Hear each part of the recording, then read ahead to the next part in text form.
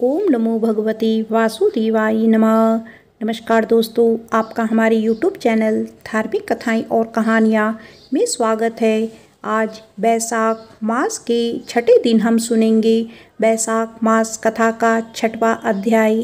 तो एक बार प्रेम से बोलिए श्री हरि विष्णु भगवान की जय। व्याध ने पूछा, हे ब्राह्मण, आपने तो पहले कहा था कि भगवान विष्णु की प्रीति के लिए कल्याणकारी भागवत धर्मों का और उनमें भी वैशाख मास के कर्तव्य रूप से बताए हुए नियमों का विशेष रूप से पालन करना चाहिए।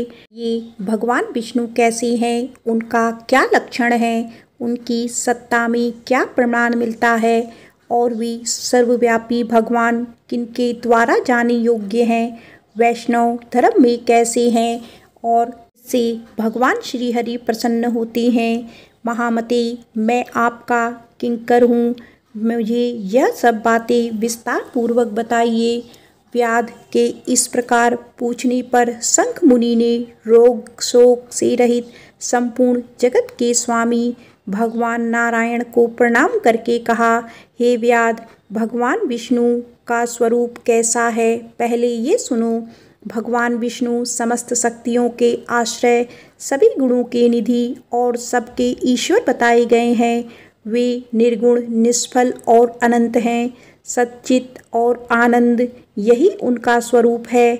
यह जो अखिल चराचर जगत है, अपने अधीश्वर और आश्रय के साथ नियत रूप से जिसके वश में स्थित है, जिससे इसकी उत्पत्ति, पालन, संहार, पुनरावृत्ति और नियमन आदि होते रहते हैं। प्रकाश, बंधन, मोक्ष और जीविका, इन सब की प्रवृत्ति जहाँ से होती है, वे ही ब्रह्मा नाम से प्रसिद्ध भगवान विष्णु हैं। वे ही विद्वानों के सामान्य सर्वव्यापी परमेश्वर हैं। ज्ञानी पुरुषों ने उन्हीं को साक्षात पर ब्रह्मा कहा है। वेद, शास्त्र, स्मृति, पुराण, इतिहास, पांच रात्र और महाभारत सब के सब विष्णु स्वरूप ही हैं। यह संपूर्ण जगत प्राण से उत्पन्न हुआ है, प्राण स्वरूप है, प्राण रूपी सूत्र में पिरोया हुआ है और प्राण से ही चेष्टा करता है। सबका आधारभूत सूत्र आत्मा प्राण ही विष्णु है, ऐसा विद्वान पुरुष कहते हैं। तब व्याध ने पूछा, हे ब्राह्मण, पूर्व काल में सनातन देव भगवान नारायण ने ब्रह्मा आदि देवताओं की सृष्टि करके कहा कि देवताओं, मैं तुम्हारी सम्राट के पद पर ब्रह्मा जी की स्थापना करता हूँ। यही तुम सबके स्वामी हैं। अब तुम लोगों में जो सबसे अधिक शक्तिशाली हो, उसे तुम स्वयं हूँ युवराज के पद पर प्रतिष्ठित कर लो। भगवान के ऐसा कहने के बाद इंद्र आदि सभी देवता आपस में विवाद करते हुए कहने लगे कि मैं युवराज होऊंगा, मैं युवराज होऊंगा। किसी ने सूर्य को श्रेष्ठ बताया और किसी ने इंद्र को। किसी की दृष्टि में कामदेव ही सबसे श्रेष्ठ थे और कुछ लोग मौन ही खड़े रहे। आपस में कोई निर्णय ना होता हुआ देखकर वे भगवान नारायण के पास पूछने के लिए गए और प्रणाम करके हाथ जोड़कर बोले, हे महाविष्णु, हम सब ने अच्छी तरह विचार कर लिया है, किंतु हम सब में श्रेष्ठ कौन है, यह हम अभी तक किसी प्रकार का निश्चय नहीं कर सके। हे प्रभु, अब आप ही निर्णय कीजिए। तब भगवान विष्णु ने हंसते हुए कहा, विराट ब्रह्मांड रूपी शरीर से जिसके निकल जाने पर यह गिर जाएगा और जिसके प्रवेश करने पर यह पुनः उठकर खड़ा हो जाएगा, वही देवता सबसे श्रेष्ठ हैं। भगवान के ऐसा कहने पर सभी देवता गण कहने लगे, अच्छा प्रभु, ऐसा ही होगा। तब सबसे पहले देवेश्वर जयंत विराट शरीर के पैर से बाहर निकला। उनके निकलने से उस शरीर को लोग पंगु कहने लगे, लेकिन शरीर गिर नहीं सका। हालांकि वह चल नहीं पाता था, तो भी सुनता, पीता, बोलता, सूंघता और देखता हुआ पहले की तरह स्थिर ही रहा। इसके बाद गृहादेश के दक्ष प्रजापति निकलकर अलग हो गए। तब लोगों ने उसे नरपुसंग कहा, किंतु उस समय भी वह शरीर गिर नहीं सका। इसके बाद विराट शरीर के हाथ से सब देवताओं के राजा इंद्र बाहर निकले। उस समय भी शरीर धरती पर नहीं गिरा। विराट पुरुष को सब लोग हस्तहीन अर्थात लूला कहने लगे। इसी प्रकार नेत्रों से सूर्य निकले। तब लोगों ने सूर्य के निकलने पर उसे अंधा और काना कहा। विराट शरीर का अब भी पतन नहीं हुआ। इसके बाद नासिका से अश्विनी कुमार निकले, किंतु शरीर नहीं गिर सका। केवल इतना ही कहा जाने लगा कि यह सूंघ नहीं सकता। कानों से अधिष्ठात्री देवियां दिशाएं बाहर निकली। उस समय लोग उसे बधिर कहने लगे, परंतु उसकी मृत्यु नहीं हुई। वह शरीर फिर भी नहीं गिरा। इसके बाद जिह्वा से वरुण देव निकले। तब लोगों ने यही कहा कि पुरुष रस का अनुभव नहीं कर सकता, किंतु यह अभी तक धरती पर नहीं गिरा। इसके बाद वाक इंद्रिय से उसके स्वामी अग्निदेव निकले। अग्निदेव के निकलते ही वह विराट शरीर गूंगा हो गया, किंतु फिर भी नहीं गिरा। फिर अंतःकरण से बोध स्वरूप रुद्र देवता अलग हो गए। उस दशा में लोगों ने उसे जड़ कहा, किंतु फिर भी शरीर धरती पर नहीं गिरा। सबके अंत में उस शरीर से प्राण निकला। तब लोगों ने उसे मरा हुआ बतलाया और देखते ही देखते वह शरीर धरती पर गिर पड़ा। इससे देवताओं के मन में बड़ा विस्मय हुआ। वे बोले, प्रभु, हम लोगों में से जो भी इस शरीर में प्रवेश करके इसे पहले की तरह उठा देगा अर्थात जीवित कर देगा, वही युवराज होगा। ऐसी प्रतिज्ञा करके सभी क्रमशः उस शरीर में एक एक करके प्रवेश करने लगे। जयंत ने पैर में प्रवेश किया, किंतु वह शरीर नहीं उठा। प्रजापति दक्ष ने गुहा इंद्रियों में प्रवेश किया, शरीर नहीं उठा। इंद्र ने हाथ में, सूर्य ने नेत्रों में, दिशाओं ने कान में, वरुण देव ने जिह्वा में, अश्वनी कुमार ने नासिका में, अग्नि ने वाक इंद्रिय में और रुद्र ने अंतःकरण में प्रवेश किया।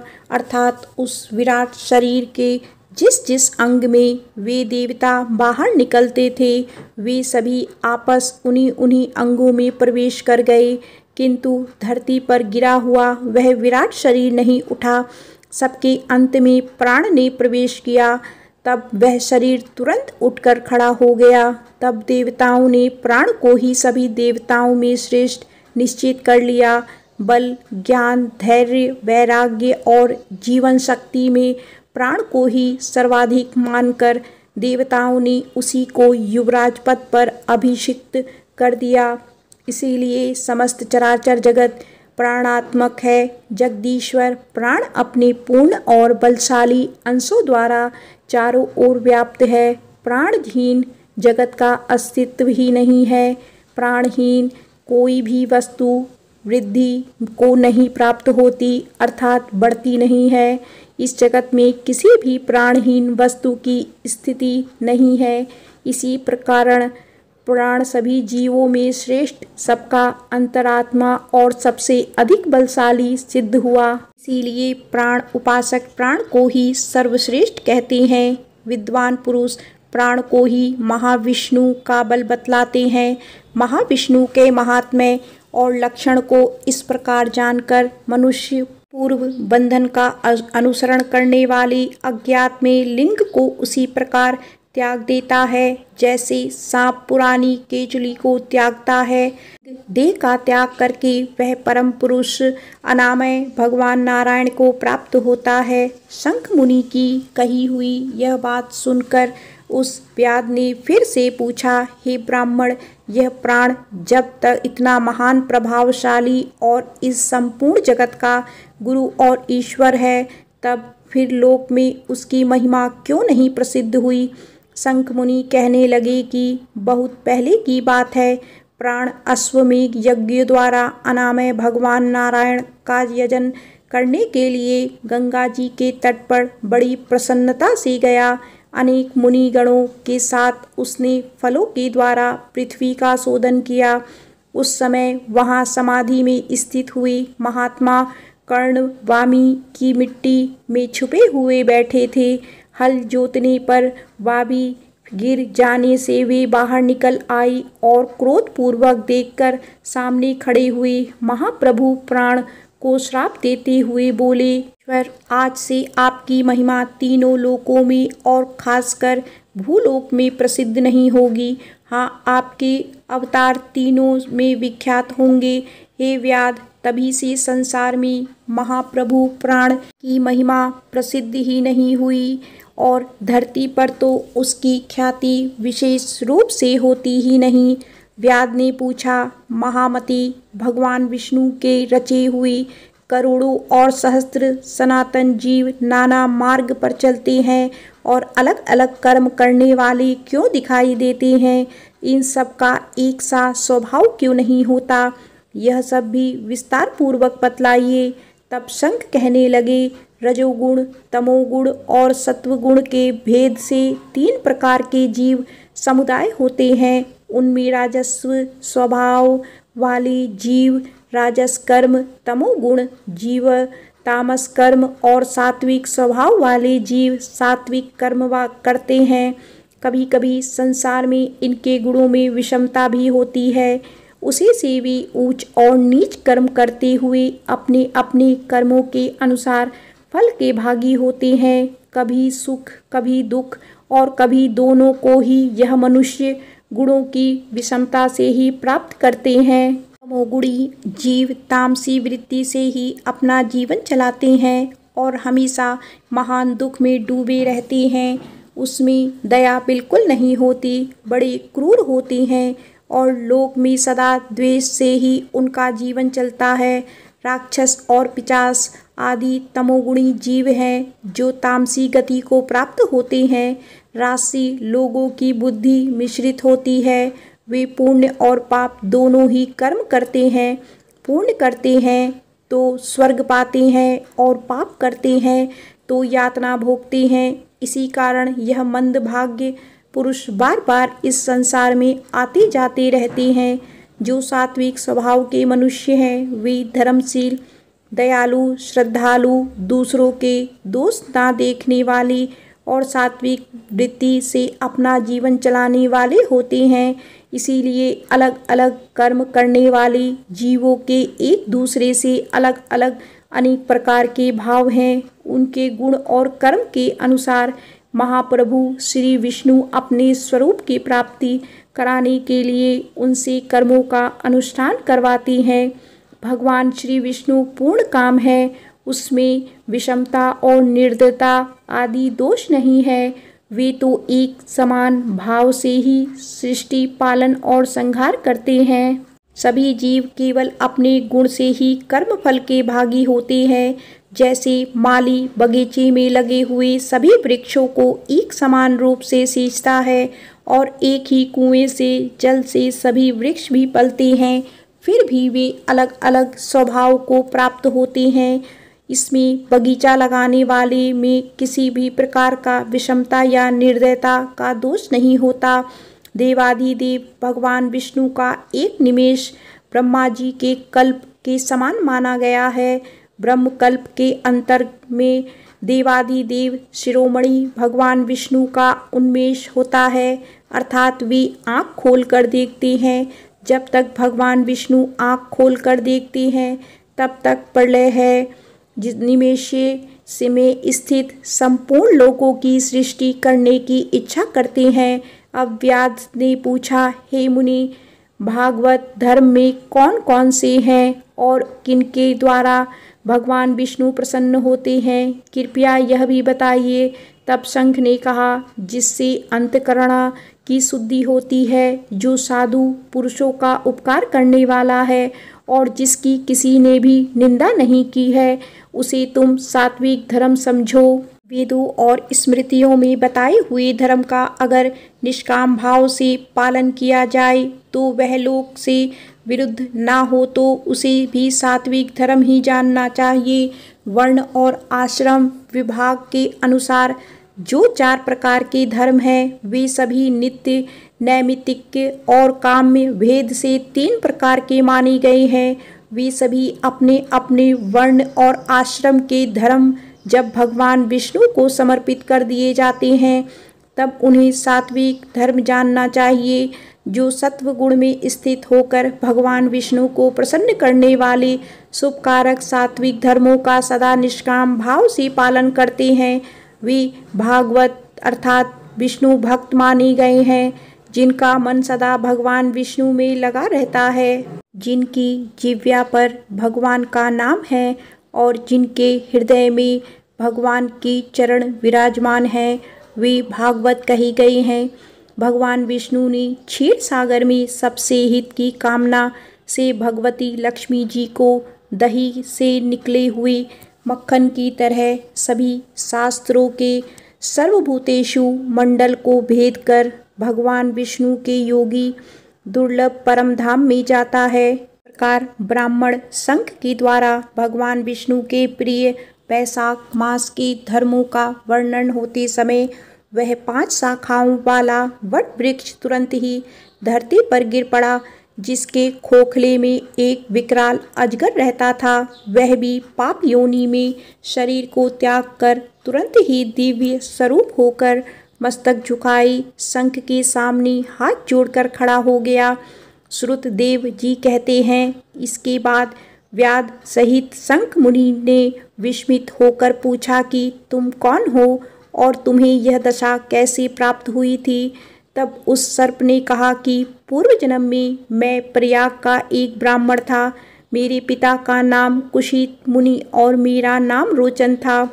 मैं धनाढ़ अनेक पुत्रों का पिता और सदैव अभिमान से दूषित था। बैठे बैठे बहुत बकवास किया करता था। बैठना, सोना, नींद लेना, जुआ खेलना, लोगों की बात करना और सूद लेना, यही मेरा व्यापार था। मैं लोक निंदा से डरकर नाम मात्र के ही शुभ कर्म किया करता था, वे भी बड़े गर्व के साथ। उन कर्मों में मेरी श्रद्धा नहीं थी। इस प्रकार मुझ दुर्बुद्धि के जाने कितने ही वर्ष बीत गए। इसके बाद इसी वैशाख माह में जयंत नामक ब्राह्मण प्रयाग क्षेत्र में निवास करने वाले पूर्ण आत्मा द्विजों को वैशाख मास के धर्म सुनाने लगे। पुरुष, क्षत्रिय, वैश्य और शूद्र सहस्त्र श्रोता प्रातःकाल स्नान करके अविनाशी भगवान विष्णु की पूजा के बाद प्रतिदिन जयंत की कही हुई कथा सुनते थे। वे सभी पवित्र और मौन होकर उस भगवत कथा को अनुरक्त कर रहते थे। एक दिन मैं भी कौतूहलवश देखने की इच्छा से उन श्रोताओं की उस मंडली में जा बैठा। मेरे मस्तक पर पगड़ी बंधी हुई थी, इसीलिए मैंने नमस्कार तक नहीं किया और सांसारिक वार्तालाप में अनुरक्त होकर कथा में विघ्न डालने लगा। कभी मैं कपड़े फैलाता, कभी किसी की निंदा करने लगता और कभी जोर जोर से हंस पड़ता। तब तक कथा समाप्त हुई। तब तक मैंने इसी प्रकार से अपना समय बिताया। इसके बाद दूसरे दिन शनिपात्र रोग से मेरी मृत्यु हो गई। मैं तपाए हुए शीशे के जल से भरे हुए हलाहल नरक में डाल दिया गया और 14 मनवंतरों तक मैं वहीं पड़ा हुआ यातना भोगता रहा। इसके बाद 84 लाख योनियों में क्रमशः जन्म लेता और मरता हुआ मैं इस समय क्रूर तमोगुण सर्प होकर इस वृक्ष के खोखले में रह रहा था। मुनि, सौभाग्यवश आपके मुखारबंद से निकली हुई अमृतमयी कथा को मैंने अपने दोनों नेत्रों से सुना, जिससे सुनकर तत्काल ही मेरी सारी पाप नष्ट हो गई। मुनि श्रेष्ठ, मैं नहीं जानता कि आप किस जन्म के मेरे बंधु हैं, क्योंकि मैंने कभी किसी का उपकार नहीं किया, तो भी मुझे आपकी कृपा प्राप्त हुई। वह जिनका मन समान है और जो सभी प्राणियों पर दया करने वाले साधु पुरुष हैं, उनमें परोपकार की स्वाभाविक भावना होती है। उनकी कभी भी किसी के प्रति विपरीत बुद्धि नहीं होती। आज आप मुझ पर कृपा कीजिए, जिससे मेरी बुद्धि भी धर्म में लग जाए। देवादिदेव भगवान विष्णु की मुझे कभी विस्मृति ना हो और साधु चरित्र वाले महापुरुषों का सदा संग प्राप्त हो। जो लोग मध्य से अंधे हो रहे हैं, उनके लिए एकमात्र दरिद्रता ही उत्तम अंजन है। इसी प्रकार नाना तरह की स्तुति करके रोचन ने बार बार शंख को प्रणाम किया और हाथ जोड़कर चुपचाप उनके आगे खड़ा हो गया। शंख ने कहा, हे ब्राह्मण, तुमने वैशाख मास और भगवान विष्णु का महात्म्य सुना है। इससे उसी क्षण तुम्हारा सारा बंधन नष्ट हो गया। हे ब्राह्मण, परिहास, भय, क्रोध, द्वेष, कामना या फिर स्नेह से भी एक बार भगवान विष्णु के पापहारी नाम का उच्चारण करके बड़े भारी पापी भी रोग शोक रहित वैकुंठ धाम में चले जाते हैं। फिर जो श्रद्धा से युक्त होकर क्रोध और इंद्रियों को जीतकर सबके प्रति दया भाव रखते हुए भगवान की कथा सुनते हैं, वे उनके लोक भी जाते हैं। इस विषय में तो कहना ही क्या है। कितने ही मनुष्य केवल भक्ति के बल से एकमात्र भगवान की कथा वार्ता में तत्पर होकर अन्य सभी धर्मों का त्याग कर देते पर भी भगवान विष्णु के परम पद को पा लेते हैं। भक्ति से या फिर द्वेष आदि से जो भगवान की भक्ति करते हैं वे भी प्राणहारिणी पूतना की तरह परम पद को ही प्राप्त होते हैं। सदा महापुरुषों का संग और उन्हीं के विषय में वार्ता करना चाहिए। रचना शिथिल होने पर भी जिसके प्रत्येक श्लोक में भगवान के सुयश सूचक नाम है, वही वाणी जन समुदाय की पाप राशि का नाश करने वाली होती है कि साधु पुरुष उसी को सुनते गाते और कहते हैं जो भगवान किसी से कष्ट साध सेवा नहीं चाहते, आसन आदि विशेष उपकरणों की इच्छा नहीं रखते, धन की इच्छा नहीं रखते और सुंदर रूप और जवानी नहीं चाहते, बल्कि एक बार भी ध्यान कर लेने पर अपना परम प्रकाशम वैकुंठ धाम दे डालते हैं। दयालु भगवान को छोड़कर मनुष्य भला किसकी शरण में जाए। उन्हीं रोग शोक से रहित चित्त द्वारा चिंतन करने योग्य अव्यक्त दया निधान भक्त वत्सल भगवान नारायण की शरण में जाओ। मते वैशाख मास में कही हुई इन सब धर्मों का पालन करो, इससे प्रसन्न होकर भगवान जगन्नाथ तुम्हारा कल्याण करेंगे। ऐसा कहकर शंख मुनि व्याध की ओर देखकर चुप हो गए। तब उस दिव्य पुरुष ने पुनः कहा, मुनि, मैं धन्य हूँ। आप जैसे दयालु महात्मा ने मुझ पर कृपा की। मेरी कुत्सित योनि दूर हो गई है और अब मैं परम गति को प्राप्त हो रहा हूँ। यह मेरे लिए सौभाग्य की बात है। ऐसा कहकर दिव्य पुरुष ने शंख मुनि की परिक्रमा की और उनकी आज्ञा लेकर वह दिव्य लोक को चला गया। इसके बाद संध्या हो गई। व्याध ने शंख की अपनी सेवा से संतुष्ट किया और उन्होंने सायंकाल की संध्या उपासना करके शेष रात्रि बिताई। भगवान के लीला अवतारों की कथा वार्ता द्वारा रात बिताकर शंख मुनि ब्रह्म मुहूर्त में उठे और दोनों पैर धोकर मौन भाव से तारक ब्रह्मा का ध्यान करने लगे। इसके बाद शौच आदि क्रिया से निवृत्त होकर वैशाख मास में सूर्य उदय से पहले स्नान किया और संध्या तर्पण आदि सब कर्म समाप्त करके उन्होंने बड़े प्रसन्न मन से व्याध को बुलाकर उसे राम इन 2 अक्षर वाले नाम का उपदेश दिया। वेद से भी अधिक शुभ है। उपदेश देकर इस प्रकार कहा कि भगवान विष्णु का एक एक नाम भी सभी वेदों से अधिक महत्वपूर्ण माना गया है। ऐसे अनंत नामों से अधिक है भगवान विष्णु का सहस्त्र नाम। उस नाम के समान राम नाम बताया गया है। इसीलिए हे व्याध, तुम निरंतर राम नाम का जप करते रहो और मृत्यु पर्यंत मेरे बताए हुए धर्मों का पालन करते रहो। इस धर्म के प्रभाव से तुम्हारा वाल्मीकि ऋषि के घर जन्म होगा और तुम इस पृथ्वी पर वाल्मीकि नाम से प्रसिद्ध होगे।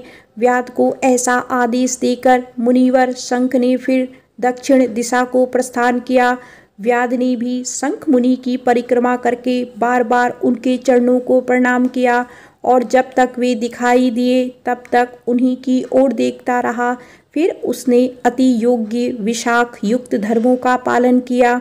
जंगली कैत, कटहल, जामुन और आम आदि फलों से राह चलते वाले थके बांधे पथिकों को आता पंखा आदि के द्वारा और बालू की बिछावन और छाया आदि की व्यवस्था से रास्ते में चलने वाले पथिकों को स्नान करके दिन रात नाम का जप करता रहा। इस प्रकार धर्मानुसार संसार में दिव्य राम कथा को प्रकाशित किया, जो कि सभी कर्मों बंधनों को काटने वाली है। हे मिथिला, देखो विशाख का महात्म्य कैसे ऐश्वर्य प्रदान करने वाला है, जिससे एक व्याध भी परम पर दुर्लभ ऋषि भाव को प्राप्त हो गया। यह रोमांचकारी उपाख्यान सभी पापों का नाश करने वाला है। जो इसे सुनता और सुनाता है वह फिर से अपनी माता के स्तन का दूध पीने वाला नहीं होता, अर्थात बार बार इस संसार में नहीं आता, उसे मोक्ष मिल जाता है। वैशाख मास कथा का 6वां अध्याय समाप्त होता है। एक बार प्रेम से बोलो श्री हरि विष्णु भगवान की जय। अगली कथा में हम जानेंगे धर्म वर्ण की कथा, कलयुग की अवस्था का वर्णन, धर्म वर्ण और पितरों का संवाद और वैशाख मास में आने वाली अमावस्या के श्रेष्ठ के बारे में।